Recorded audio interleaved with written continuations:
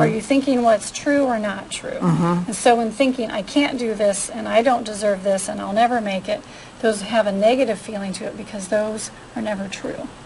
That is so important, so Dr. to use Nikki. that, but that's how your body responds to those thoughts, is those feelings. Okay, that's so important to know. J.K. Rowling, in case you're wondering, she was turned down for Harry Potter like 15 times. But she said in an interview, which I saw, that I knew that I had that story within me.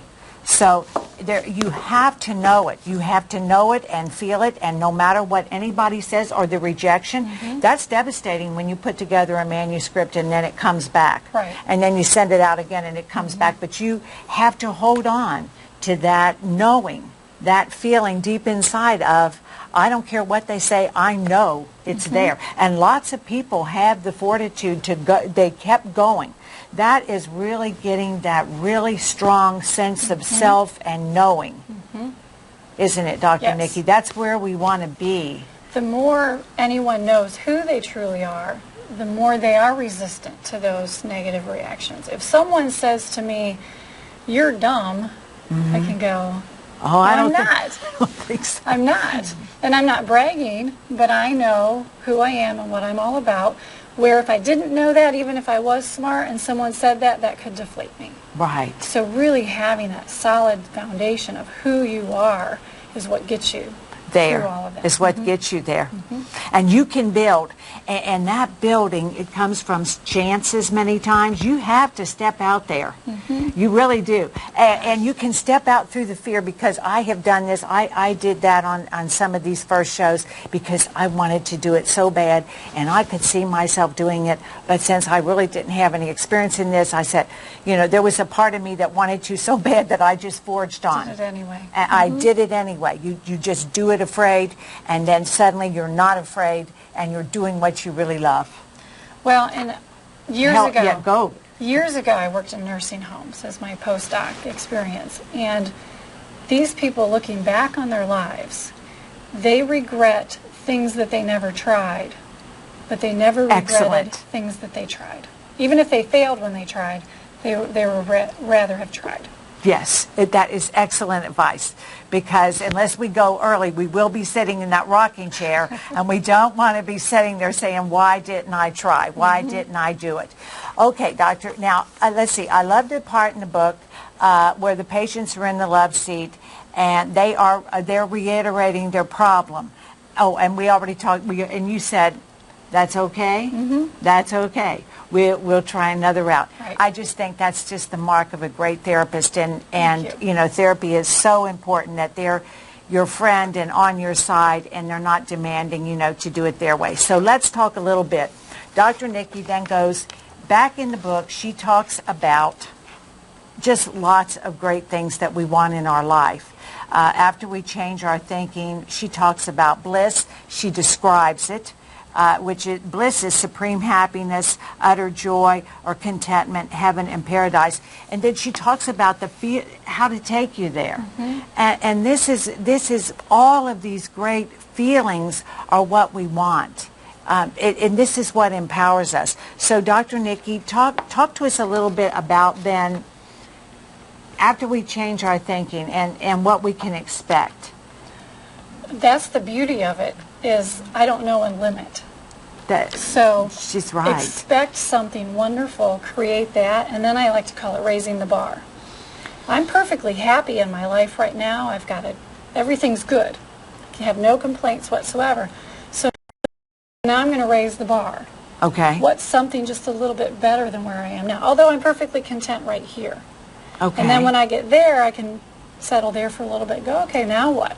Okay. And it becomes exciting. It becomes an adventure. It becomes a new goal, even though I'm totally fine right where I am. That's so good, because then we get complacent.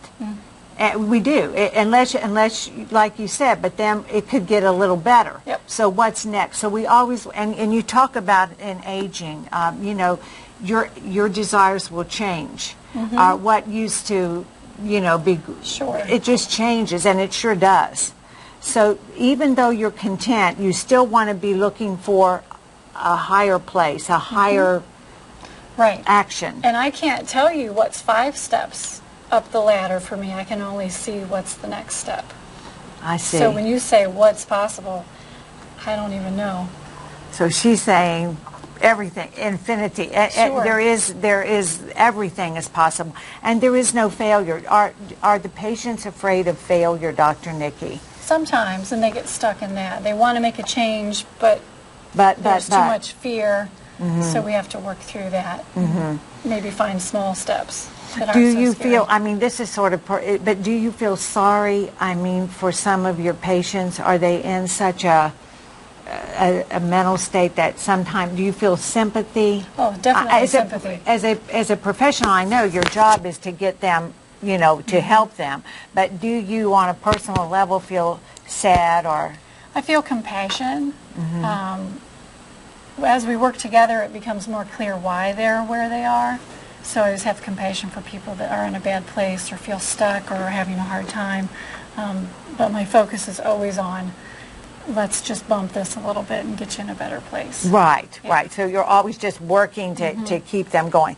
Okay, so now do you feel that you're living, and you just said, I mean, you feel like you're living an incredible life, but you'll still at some point want to raise the bar, and you don't really know that right now, but you just know you will. Because must we keep moving, probably, Dr. Nikki? I think we have to. I've met people that really can become content and just want to stay right there. I'm the type of person, though, that I'm always working on something. Personally, I'm always working on something, trying to do something just a little bit better. That keeps me excited. That keeps me interested. I love to read and learn. And so you're learning and reading. And other people might have a different style, and I can't say that's wrong either. So to kind of find your place, this is where I'm happy if I'm always growing. Where somebody else might say, oh, I got to here, now I'm good. And that's fine. And that's fine, too. Okay, well, we're getting toward the end of our time period. Dr. Nikki, is there anything that I forgot, I mean, in the book? There is so much more to the book that you really have to buy the book. Because we've touched on some things, but she goes way deeper and way more helpful than we can really do in our time slot.